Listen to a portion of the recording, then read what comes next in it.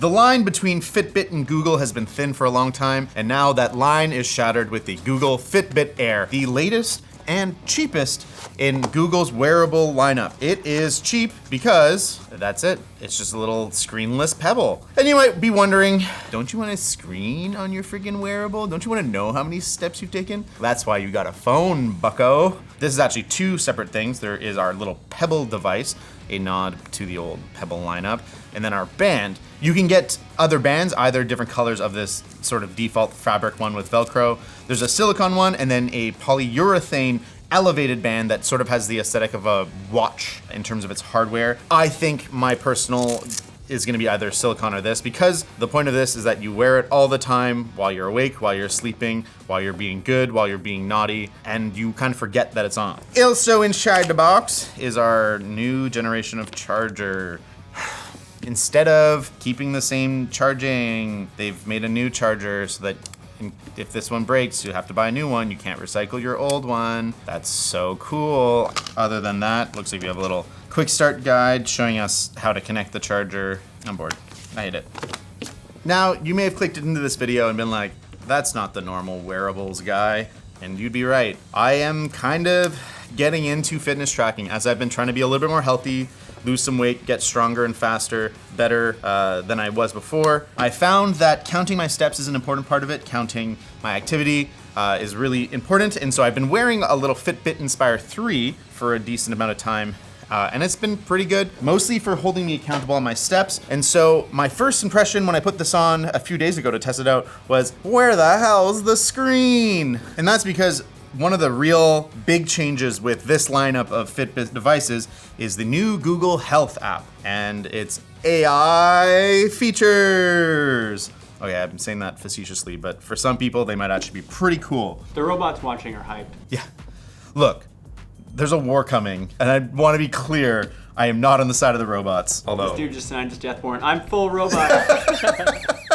The new Google Health app, which is going to pair with your Fitbit device to track your fitness, your sleep, give you kind of coaching, and if you do opt for the $10 a month tier, give you AI summaries of the data, and so you don't have to do the work of understanding the data it's presenting yourself. This is probably the biggest change you're gonna notice with the device, although these do work with the older ones. But I wanna get to that later. Let's get back to the device and talk about why screenless device. One big benefit of a screenless device is battery life. This thing is rated for 7 days of continuous tracking. And so the idea is you charge it once a week, you put it on your body, and it does the tracking. What I found with early generation smart devices is I would take them off at night and then I'd put them on in the morning, or I wouldn't and I would forget, and I would just have these big blackout areas where the data wasn't being gathered and it wasn't as useful. Like fitness, like health, consistency is key. And so having it be that I can put this on my body, kind of forget that it's there, and then get all the information that I want out of it is a huge benefit. And it's the lightest screenless wearable on the market at just 12 freaking grams. I don't know if that 12 grams is just the Pebble. Let's find out. Okay, let's weigh this. Ooh, 5 grams just for that. Plus the band, 12 grams. That is a lot lighter than the Whoop bands or other similar devices. And so for the illusion of not wearing anything, the fact that you can get 7 days of battery out of something this small, pretty fantastic. On the Pebble itself, we have all kinds of sensors. We have an optical heart rate monitor. We have our 3-axis accelerometer and gyroscope, which is gonna track motion. We have our red and infrared sensors for oxygen saturation. That's basically letting you know how much oxygen is actually being carried in your blood. We have a thermometer to measure your temperature. There's a vibration motor, but there is missing other sensors that we've come to know in other wearables. Like there's no GPS built into this. It'll depend on the connection to your phone for that, just like it's gonna depend on your phone for connection for data as well as like notifications and stuff. This is very much a useless device without being connected to your phone. So if you're planning on going on a run and not bringing your phone, this is probably already not the device for you. The strap that it comes with is sort of a braided, slightly stretchy material, and it's got hooks and loops, although they're fairly low profile and not so scratchy, that you go through this little band on. Put this against your wrist, not too tight, and you know what? pretty good. In my several days of wearing it, I forgot that I was wearing it. I wore it playing hockey, which is not something I've ever done with a smart device because I was just kind of curious how it would be. And it immediately just disappeared amongst the rest of my gear. And I think that they succeeded in making this a very easy to wear all day kind of device. And I even think that it's so small and narrow, you could get away with actually having like a smart watch beside it, that you keep this on all the time to get all the data, and then the other one for syncing with another particular app or other features that you want in particular. Let's say you're a runner. The Pixel watches are gonna have more features geared towards coaching you as you run. This one won't measure the floors you climb. It also doesn't have stress tracking or the emergency and safety features that other smart devices have. Like it won't measure if you die and call an ambulance for you. So if you're looking for a device to keep you safe, this isn't it. But this is much more affordable. Just like it cost me $0 to give you this segue to our sponsor. Have you ever thought to yourself, geez, I wish there was a chair with a Dynacore system for full body dynamic support?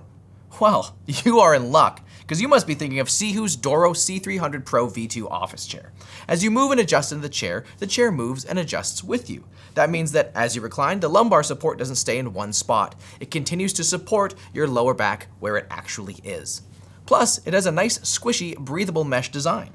Follow the link in the description and grab your SIHOO Doro C300 Pro V2 today and use our code to save 10% during the Prime Day sale. We're back in the new Google Health app, and it is pretty visually appealing. We get our weekly cardio, our daily steps, our readiness, and our sleep score. You can see I actually had a pretty dang good sleep last night, but then if you go to the week, you can see that I had pretty hit or miss sleeps. I mean, 7's not too bad, but I have hockey tonight, so I'm gonna have another really bad sleep. If you go back to the main screen, you can actually get other interesting metrics about your sleep, as well as how much time awake you spent. It looks like I did pretty good on the amount of sleep, but I actually didn't get that much sound sleep. This is really helpful. It's going to allow me to know where my sleep is lacking, but it doesn't give me specific instruction. In order to do that, I'm gonna have to go and give Google money for their AI coach to help me out. Let's do that. Oh, I get it for free for a little bit, and then, ooh, hey, Google, set an alarm for 2 months and 29 days to cancel this. Hi, I'm your coach. I'll learn about your goals and interests so I can build and adjust plans with you and offer insights that better. I don't care. Do I really want to chat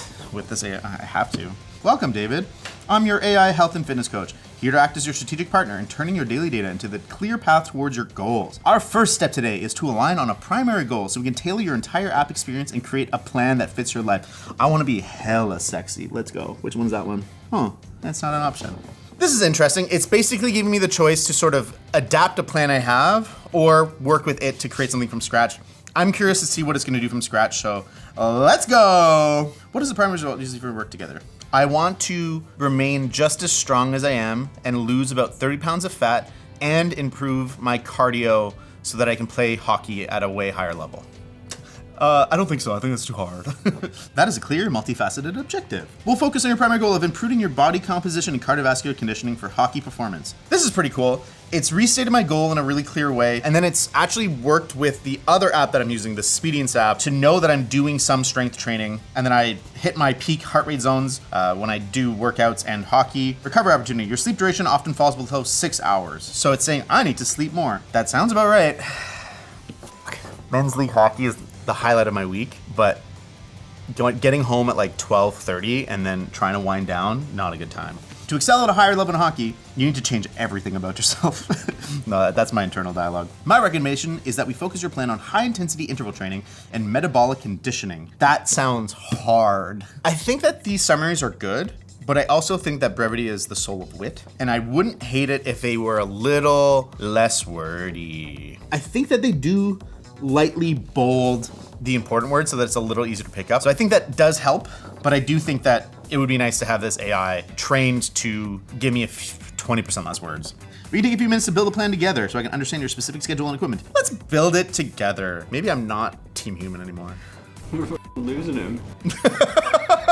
Robots, robots, robots. How many days a week can you realistically commit to this new conditioning work? And do you have access to a gym or specific equipment like a rower or bike? I have access to a Speedience Gym Monster 2 at home, as well as a gym that I can go to. I do like the way that it's phrased because it sounds like I've got my stupid gym monster and I have a friend called Jim. Do you have any current or past injuries or physical limitations I should be aware of? I do have some injuries, but none of them really affect me to this day, so I'm not too worried about that. Sky's the limit, boss. I love that energy. I'm just like loving this. Based on our focus on building explosive capacity for hockey, here is your first set of weekly targets. Hell yes, robot brother. I'm here 24/7 to answer questions. You can find me anytime by hitting the Ask Coach button. I actually think that this is a pretty darn good use of AI. Most fitness goals are fairly simple to attain. The problem is finding something that works for you to keep you consistent. And so I think if you're someone that just needs a little bit of guidance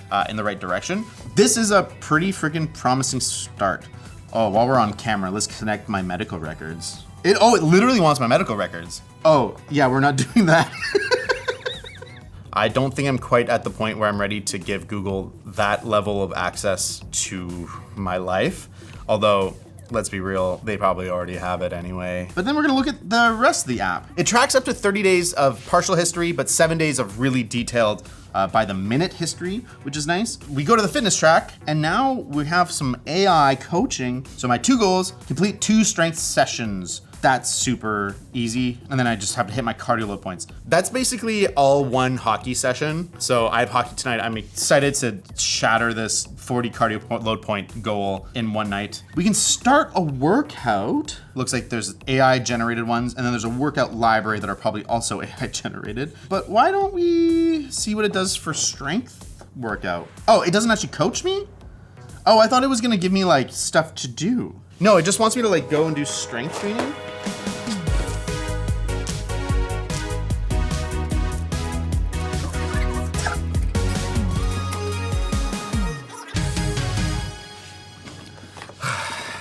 Now that I've done my very long workout, I can get a little summary. Oh, come on, that's bullshit. It counts that as one of my strength sessions. Hit 40 cardio low points. I've already done half. Wow, this AI thought very little of me. 1 minute workout, I'm literally halfway to my goals for the week. Let's go. But if you have the need for a little more coaching, they have all these different videos. You can sort by duration, by workout type, as well as the equipment that you have, which I think is great because a lot of people have very little equipment at home or they're not at the gym. So this is a really good starting point. Kind of want to do 5-minute good morning yoga. Let's go. In yoga, we have things called sun salutations. And the idea behind sun salutations is that you do them in the morning facing the sun. My friend, you have 4 minutes. You have 4 minutes and you spent a minute explaining sun salutations. Honest, take a deep inhale, bring your arms up, and exhale to heart center. I always like to set my intention before I flow for Cobra. I need to see. Exhale, relax. Inhale, upward facing dog, shoulders back and down, thighs off the ground. Exhale, shift the hips back, downward facing dog. All right, that felt very YouTube-esque, which I think is maybe less an indictment of the quality of this and more praise on how incredible the resource of YouTube is for people starting out in their fitness journeys. So let's compare it to the Apple ones. Oh, this is worlds better. This is awesome. Instead of just one person doing the sequence one time and then the next, there's 3 people doing the workout, each at a different intensity level, so I can just choose who I'm following. Not only that, the production value is miles ahead. And don't forget, yes, this is a paid access on Apple, but I literally just paid for this too. And this, I've seen better YouTube videos than this. I feel like with the Apple one, I'm paying for the production value of those videos being really good. With this, I'm paying for AI tokens to have a super bubbly conversation with me. That's okay. Next, we have our sleep. I'm surprised there's not an AI overview on my sleep. Hey coach, what are 3 things specific to me based on your tracking of me that I could do better for more restful sleep? I know it's about to just give me the most generic ass advice. Put your phone away 1 hour before bed. Lock in a consistent bedtime anchor. I wish I could. Rigorous exercise ending within 1 hour bedtime can spike your heart rate. That's generic advice. You know that I don't do that, brother. You know that that's not what I'm doing in my exercise. So I don't think this is a case where the coach is particularly better than going to find an article on how to get better sleep online, but that's okay. My trick of the day, watch original Pokemon show episodes, I fall asleep in about a minute. And then the last tab is our health one. So we have 3 of my 5 vitals in range. My breathing rate is through the roof on Wednesday. What happened on Wednesday? And then skin temperature variation. There's no data, so I think I need to wear it longer for that to work. Oh, there's a food and drink tab. I'm not currently tracking my calories. I'm not that tight on it. I just was eating like absolute garbage before, so I'm just being a little more conscientious. So this isn't something that's for me, but it's nice to know that you can use other food tracking apps and connect to this one, and it'll actually be part of your fitness tracking through the AI. There's also a lot of other focus areas. Mindfulness, 0 of 0. That's me, baby. 0 mental mindfulness. We can set up health checks. So I can get a notified if my heart rate goes above your threshold, but it won't notify the authorities that I'm having a heart attack, I guess. Goals. You can set your macros, and the more you put in, the more coaching you get. What the f? My weekly cardio just went up 800%. What happened? Okay, great. I've completed nearly 1,300% of my cardio goal for the week.